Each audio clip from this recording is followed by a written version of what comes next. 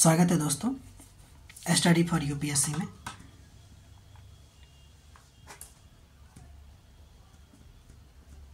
हम लोग economy part 3 पढ़ लिए। अब हम लोग इकोनॉमी पार्ट 4 पढ़ने जा रहे हैं, जिसमें हम लोग केन्सियन इकोनॉमी पढ़ रहे थे और उसमें एग्रीगेट डिमांड यानी कि समग्र मांग के बारे में पढ़ रहे थे और उसका फार्मूला हमने देखा था C + I + G + X - M। तो उसमें हम लोगों ने C को कंप्लीट कर लिया था। अब हम लोग I के बारे में पढ़ेंगे। ध्यान से हर चीज़ को समझते हुए लिखते हुए चलिएगा। देखिए I का मतलब क्या होगा, यहाँ पे इन्वेस्टमेंट यानी निवेश। तो I होता क्या है, ध्यान दीजिए। आज की इनकम यानी आपके पास जो आज इनकम है उसमें से कोई हिस्सा भविष्य में अधिक लाभ रिटर्न पाने के लिए खर्च करना। ये नहीं कि मतलब जाके और गोलगप्पा खा लिए हैं, वो नहीं। आप किसी ऐसे चीज में इन्वेस्ट कीजिएगा, यानी कि ऐसे चीज में पैसा खर्चा कीजिएगा जो भविष्य में आपको रिटर्न, जैसे आप एक ट्रैक्टर खरीद लीजिएगा, ठीक है। यानी यह खर्च जो इन्वेस्टमेंट किसको कहेंगे, वह खर्च जो नए पूंजीगत संस्था यानी कि साधन यानी कि कैपिटल गुड बनाने में होता है। जैसे आप मशीन खरीद सकते हैं, इमारतें बना सकते हैं, फैक्ट्री लगा सकते हैं, नया उपकरण खरीद सकते हैं, इंफ्रास्ट्रक्चर डेवलप कर सकते हैं। यानी इन्वेस्टमेंट एक ऐसा खर्च होता है जो उत्पादन क्षमता को बढ़ाने वाला होता है। यानी उत्पादन क्षमता बढ़ाने के लिए किए जाने वाला खर्च को हम लोग क्या कहेंगे, इन्वेस्टमेंट कहेंगे। कोई दिक्कत? यानी इन्वेस्टमेंट क्या है भाई, तो इन्वेस्टमेंट जो है ना वो पूंजी निर्माण है, कैपिटल फॉर्मेशन है। यानी इन्वेस्टमेंट से क्या होता है, तो कैपिटल फॉर्मेशन होता है। यहाँ ध्यान दीजिएगा, बहुत अच्छी बात लिखे हैं कि शेयर खरीदना यानी कि लोग जो ग्रो पर इन्वेस्ट करते हैं या शेयर खरीदते हैं, क्या यह इन्वेस्टमेंट होगा? तो ध्यान दीजिए, हो सकता है एक व्यक्ति के लिए फाइनेंशियल इन्वेस्टमेंट तो है ही, लेकिन केन्सियन अर्थशास्त्र के अनुसार यह रियल इन्वेस्टमेंट नहीं है। पूछा जाएगा क्यों? तो देखिए, इन्वेस्टमेंट हम क्या बोले हैं आपको, हम बोले हैं कि वो आपको कोई उत्पादन क्षमता बढ़ाने वाला कोई चीज खरीदे, यानी कि कैपिटल खरीदिए आप। इसमें क्या होता है ना कि जब आप शेयर मार्केट में इन्वेस्ट करते हैं ना, तो पूंजी का हस्तांतरण होता है, पूंजी का निर्माण नहीं होता है। समझ गए भाई? यानी कि इन्वेस्टमेंट में ना पूंजी निर्माण देखेंगे, पूंजी हस्तांतरण नहीं देखेंगे। इसीलिए शेयर मार्केट में खरीद बिक्री रियल इन्वेस्टमेंट में नहीं आएगा। अब ध्यान दीजिए, किन्स इन्वेस्टमेंट को लेकर क्या कहे हैं। किन्स ने इन्वेस्टमेंट को पहली बात तो ब्याज दर के साथ जोड़ दिया है, इंटरेस्ट रेट के साथ जोड़ा है। इन्होंने कहा कि निवेश जो होता है ना, इन्वेस्टमेंट जो होता है ना, वो ब्याज दर से विपरीत संबंध रखता है, उल्टा संबंध रखता है। इसका मतलब क्या हुआ, देखिए, अगर इंटरेस्ट रेट कम है तो इन्वेस्ट बढ़ेगा, अगर ज़्यादा है इंटरेस्ट रेट तो घटेगा। ऐसा क्यों? मान लेते हैं कि आप इन्वेस्ट करते हैं, तो कुछ भी इन्वेस्ट करते हैं और उसमें आपको 12%, 15%, 20% तक आपको फायदा मिलेगी, ठीक। लेकिन अगर वही मान लेते हैं कि ब्याज दर आपको 12%, 20% अगर देने लगे तो क्या होगा, लोग इन्वेस्टमेंट करना छोड़ देंगे। पूछे क्यों? तो इसके पीछे कारण है, क्योंकि ये जो इन्वेस्टमेंट करते हैं ना, ये रिस्की भी तो है। इसमें बढ़ेगा नहीं बढ़ेगा, लेकिन ये तो 100% बढ़ेगा ना। इसलिए लोग क्या करेंगे ना कि इन्वेस्ट करने के बदला बचतकर्ता बन जाएंगे, क्योंकि ब्याज दर, क्योंकि इसमें ना कोई टेंशन ही नहीं है। इन्वेस्टमेंट में तो ऐसा होगा ना कि आपका पूंजी डूब सकता है, आपका पूंजी रह सकता है, लेकिन ब्याज दर आप सीधे बैंक में जाके रख दीजिए, आपका ब्याज 12% मिलेगा। कौन नहीं रखना चाहेगा, कौन रिस्क खेलेगा? समझ रहा है ना? तो इसीलिए इन्होंने कहा कि अगर ब्याज दर ज़्यादा हुआ ना तो इन्वेस्टमेंट घट जाएगा। इसलिए आप देखिएगा, ब्याज दर इन्वेस्टमेंट से कम ही रेट पे होता है ना, यानी कि ब्याज दर का रेट कम होता है। अब आगे बढ़ते हैं भाई। देखिए, अब फॉर्मूला में था आपको एडी यानी कि एग्रीगेट डिमांड इक्वल टू सी पढ़ लिए कंजप्शन, आई इन्वेस्टमेंट पढ़ लिए। अब हम लोग जी पढ़ने जा रहे हैं जिसका नाम है गवर्नमेंट एक्सपेंडिचर यानी कि सरकारी खर्च। सिंपल बात है, सरकारी खर्च मतलब क्या, जो सरकार का खर्च होता है। यह दो प्रकार का हो सकता है, एक तो उपभोग होगा और दूसरा निवेश। सरकार भी तो निवेश करेंगे ना इंफ्रास्ट्रक्चर सब में, मेट्रो बनाने में, ठीक है। तो उपभोग खर्च और निवेश, ठीक है। तो जी समझ गए। अब हम आगे बढ़ते हैं, एक्स माइनस एम है। तो देखिए एक्स जो हो जाएगा अपने लिए एक्सपोर्ट हो जाएगा, ठीक है। अब देखिए एक्सपोर्ट क्या होता है, तो एक देश द्वारा दूसरे देश के सामान या सेवा को बेचना, ठीक।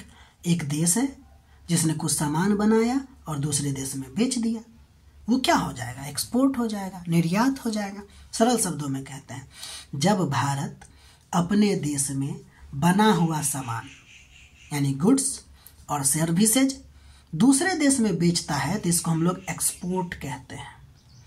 ये ना बहुत अच्छा परिभाषा है, इसको देखिएगा। मान लेते हैं कि एक्सपोर्ट का मतलब क्या हुआ, दूसरे देश के साथ बेचना ना। मान लीजिए कोई विदेशी यहाँ आता है, हम सामान भेजे नहीं, विदेशी हमारे देश में आया और हमारे यहाँ के सामान को खरीदा, तो क्या ये इन्वेस्टमेंट होगा, क्या ये एक्सपोर्ट होगा? तो हम कहेंगे यस। इसका मतलब क्या है कि स्वदेशी वस्तु पर विदेशी निवासियों के द्वारा किया गया खर्च जो है वह भी आपको एक्सपोर्ट होगा। तो जरूरी नहीं है कि मतलब देश से बाहर ही जाए, देश के अंदर भी आप अगर विदेशियों को सामान बेचते हैं तो वो एक्सपोर्ट में आएगा, ठीक है। इंपोर्ट की बात करते हैं, जब कोई देश दूसरे देश से सामान या सेवा खरीदता है, अपना भारत है किसी और से सामान खरीदेगा तो वो हमारा क्या हो जाएगा, इंपोर्ट हो जाएगा, ठीक है। किन्स ने इंपोर्ट के बारे में क्या कहा है, किन्स कहे हैं कि अगर जीडीपी बढ़ता है तो क्या होगा कि लोग जो है वो खरीदारी करेंगे। अगर लोग ज़्यादा खरीदारी करेंगे तो उसमें अपने यहाँ का भी सामान खरीदेंगे और फॉरेन गुड्स भी खरीदेंगे। तो हम लोग ना इंपोर्ट कर रहे हैं ना, तो वही फॉरेन गुड्स का खरीद ज़्यादा बढ़ेगा। इसका मतलब कि अगर इंपोर्ट बढ़ेगा तो पहले यहाँ समझ लेते हैं, इसका मतलब है कि अगर जीडीपी बढ़ेगी तो इंपोर्ट भी बढ़ेगा, ठीक है। कोई दिक्कत? यानी जीडीपी बढ़ने से आयात बढ़ती है या निर्यात? तो बताइए क्या बढ़ेगा? इंपोर्ट मतलब क्या होता है? इंपोर्ट मतलब आयात होता है। यानी कि जब जीडीपी किसी देश का बढ़ रहा होगा, जैसे अपना भारत अभी क्या है, जीडीपी उसका बार बार बढ़ रहा है, यानी कि ठीक ठाक बढ़ रहा है, तो हमारे यहाँ इंपोर्ट ज़्यादा होगा या एक्सपोर्ट? तो इंपोर्ट हमारा बहुत ज़्यादा बढ़ जाएगा। इसलिए आप देखेंगे कि अमेरिका का जीडीपी बहुत ज़्यादा है, इसलिए वो बहुत ज़्यादा मंगवाता है सामान दूसरे देशों से। कभी सोचे हैं कि अमेरिका का मंदी पूरे विश्व का मंदी क्यों हो जाता है? क्योंकि वो आयात बहुत ज़्यादा करता है, क्योंकि उसका जीडीपी बहुत ज़्यादा है। इसलिए और भी सारे मतलब फैक्टर होंगे, लेकिन एक फैक्टर ये है कि जीडीपी ज़्यादा अगर होगा तो आपका इंपोर्ट बढ़ जाएगा, आप मंगवाइएगा बहुत ज़्यादा सामान। अच्छा, एक और बात यहाँ लिखे हैं कि अगर इंपोर्ट बढ़ता है ना तो एग्रीगेट डिमांड हमारी घट जाती है, क्योंकि इंपोर्ट को हमको घटाना पड़ेगा ना, क्योंकि पैसा आप क्या कर रहे हैं, दूसरे देश में भेज रहे हैं, तो वो तो आपका माइनस होगा ना। कोई दिक्कत? अब देखिए किन्स की पूरी थ्योरी, अगर हम किन्स की बात करते हैं, अभी जो हम लोग पढ़े हैं कि इन्होंने जीडीपी को ना इंपोर्ट से जोड़ा, एक्सपोर्ट से नहीं जोड़ा। क्यों नहीं जोड़ा, अब इसको देखते हैं।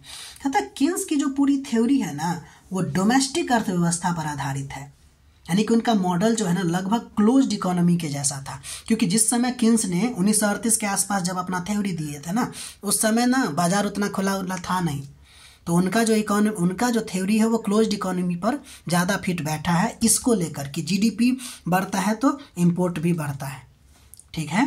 तो देखिए किन्स, हम वही लिखे हैं कि किन्स ने ना निर्यात को जीडीपी से नहीं जोड़ा। उन्होंने यह नहीं कहा कि जीडीपी बढ़ेंगे तो निर्यात भी बढ़ेगा, उन्होंने कहा कि जीडीपी बढ़ेगा तो इंपोर्ट बढ़ेगा। लेकिन अगर ओपन इकोनॉमी के बारे में अगर देखा जाए तो ध्यान दीजिए, उन्होंने एक और बात भी समझिए कि उन्होंने क्यों नहीं जोड़ा जीडीपी से। तो इसका आंसर यहाँ मिलेगा कि ओपन इकोनॉमी के संदर्भ में अगर देखा जाए तो एक्सपोर्ट क्या है बताइए, तो डिमांड होगा। यानी एक्सपोर्ट मतलब क्या, आयात कर रहा है, तो आपके पास कोई चीज़ सामान भेज रहा है, इसका मतलब वो आयात मतलब वो ज़रूरत है तब तो भेज रहा है, और ज़रूरत मतलब क्या, डिमांड है तब तो भेज रहा है। तो अगर आपको सिंपल मतलब कहा जाएगा, एक्सपोर्ट मतलब डिमांड और जीडीपी मतलब सप्लाई। ये वर्ड जो है ना भूलने का नहीं, यानी कि जीडीपी क्या है, तो एक प्रकार का सप्लाई है। तो बताइए अब आपके लिए एगो बेसिक क्वेश्चन, बताइए हम लोग डिमांड से सप्लाई पे जाएंगे या सप्लाई से डिमांड पे जाएंगे? तो ध्यान दीजिए, हम लोग सप्लाई से डिमांड पे नहीं जाएंगे, यानी कि पहले सामान भेज देंगे उसके बाद डिमांड होगा, नहीं, बल्कि पहले डिमांड होगा फिर सप्लाई होगा। इसलिए जीडीपी बढ़ेगा तो एक्सपोर्ट बढ़ेगा, ये जरूरी नहीं है, बढ़ सकता है, क्यों नहीं बढ़ेगा, लेकिन जीडीपी जो है वो सप्लाई है, इसलिए सप्लाई से हम लोग डिमांड में नहीं जा सकते। हम लोग कैसे जाएंगे, पहले हम लोग डिमांड होगा तब ना हम लोग सप्लाई करेंगे। यानी कि कोई मान लीजिए कि एक ब्रेड की ही बात कर ले, ब्रेड खाने वाला लोग होगा तो डिमांड होंगे, तब ना बनाएंगे और बेचेंगे या भेजेंगे। अब मांगे ही नहीं रहा तो हम बेच के क्या करेंगे? इसीलिए इस बात को फिर से समझने की कोशिश कीजिएगा, ठीक है, कि डिमांड है जीडीपी, सॉरी जीडीपी सप्लाई है और एक्सपोर्ट क्या है, डिमांड है। आगे बढ़ते हैं, केन्सियन इकोनॉमी का दूसरा पॉइंट देखते हैं। पहला पॉइंट हम लोगों ने देखा कि सी प्लस, अब देखिए तो हम लोगों ने एग्रीगेट डिमांड पूरा देख लिया। एग्रीगेट डिमांड का फॉर्मूला क्या था भाई, तो सी था, आई था, जी था और एक्स माइनस एम। तो इम्पोर्ट और एक्सपोर्ट ये भी हम लोगों ने देख लिया, जी भी हम लोगों ने देख लिया। अब आगे बढ़ते हैं। दूसरा उन्होंने कहा था कि अगर इसी से बात समझ में आती है कि यहाँ जो हमने क्लोज्ड इकोनॉमी शब्द यूज किया उसको देखते हैं। कहता है जब कोई अर्थव्यवस्था, ये तो बहुत सिंपल है ना, कि आयात निर्यात नहीं करेगा तो उसको हम लोग क्लोज्ड इकोनॉमी कहेंगे, या इसी को क्रूसो इकोनॉमी भी कहते हैं। ध्यान दीजिए, एक रॉबिन्सन क्रूसो है, उन्हीं के नाम पर है, इसलिए इनका नाम पड़ा क्रूसो इकोनॉमी। आप एक बात के लिए समझिए कि इसको क्रूसो इकोनॉमी क्यों कहते हैं। उन्होंने एक द्वीप पर वो गए, ठीक है, उस द्वीप पे वो अकेला इंसान थे, वहाँ पे हर चीज़ अवेलेबल था कि अगल बगल में मछली है, वो चावल उगा सकते हैं, जो जो खाने के लिए था, वो अकेला था उस द्वीप पे अकेला। अब वो जो उसको ज़रूरत पड़ती वो जाके नदी से मार लेता, समुद्र से मार लेता, और साथ ही साथ कोई भी चीज़ उपजाना है तो उसको अपने पता था हम कितना उपजाएंगे, क्या करेंगे, नहीं करेंगे, उसको किसी और आदमी का ज़रूरत ही नहीं था। तो जो पूरी तरह से घिरा हुआ होगा तो वो क्या होगा, क्लोज्ड ही होगा ना, वो किसी से मतलब ही नहीं रखता है। तो इन्होंने इसी बात पे, इसीलिए इनके नाम पे आधार हो गया कि रॉबिन्सन क्रूसो इकोनॉमी, इसलिए इसको क्रूसो इकोनॉमी भी कहते हैं। इसको थर्ड सेक्टर इकोनॉमी भी कहते हैं। क्लोज्ड इकोनॉमी को, एक नाम तो क्लोज्ड है, दूसरा क्रूसो है, इसको थर्ड सेक्टर इकोनॉमी भी कहते हैं। क्यों कहते हैं, तो देखिए, बताइए क्या इसमें एक्सपोर्ट इंपोर्ट होता है, नहीं होता है ना, तो एक्सपोर्ट इंपोर्ट जीरो हो गया। तो एक सेक्टर कंजप्शन का, दूसरा सेक्टर इन्वेस्टमेंट का, और तीसरा गवर्नमेंट एक्सपेंडिचर का। तो 1 2 3 4, तो चौथा नंबर नहीं, इसलिए इसको थर्ड सेक्टर इकोनॉमी कहते हैं। अगर कोई अर्थव्यवस्था, अगला पॉइंट देखते हैं कि अगर कोई अर्थव्यवस्था आयात और निर्यात करता है तो उसके ओपन इकोनॉमी यानी कि खुली अर्थव्यवस्था कहते हैं, या इसे फोर सेक्टर इकोनॉमी भी कहते हैं। अब क्यों कहते हैं फोर सेक्टर, आपको समझ में आ गया होगा, ठीक है। इतना तक आप लोग नोट बनाइए और हमारा सहयोग दीजिए। सहयोग बस इतना है कि आप लोग लाइक और कमेंट कीजिए और हो सके तो शेयर कीजिए। हमारा ये उद्देश्य है कि हम चाहते हैं कि यूपीएससी का जो पीटी 2026 है ना, उस तक कम से कम जो कोर सब्जेक्ट है उसको कंप्लीट कर लिया जाए, ठीक है, जिससे, और ये बेहतर तरीका से, ऐसा नहीं कि छिटपुट कुछ पढ़े कुछ छोड़े, हर चीज़ लेके चल रहे हैं। आप लोग सिलेबस से मिलान करके चलिएगा, यूपीएससी का प्रीवियस ईयर क्वेश्चन देखते हुए चलिएगा, हर चीज़ आपको दिख जाएगा। और वैसे आप अगर कंटिन्यू देखिएगा तो आपको समझ में भी आएगी, ठीक है, कि यहाँ क्या दिया जा रहा है। बाकी तब तक के लिए ख्याल रखिए, पढ़ाई करते रहिए, पढ़ाई से चूकना नहीं है, ठीक है, और बस, और क्या कहेंगे। मिलते हैं फिर अगले वीडियो में।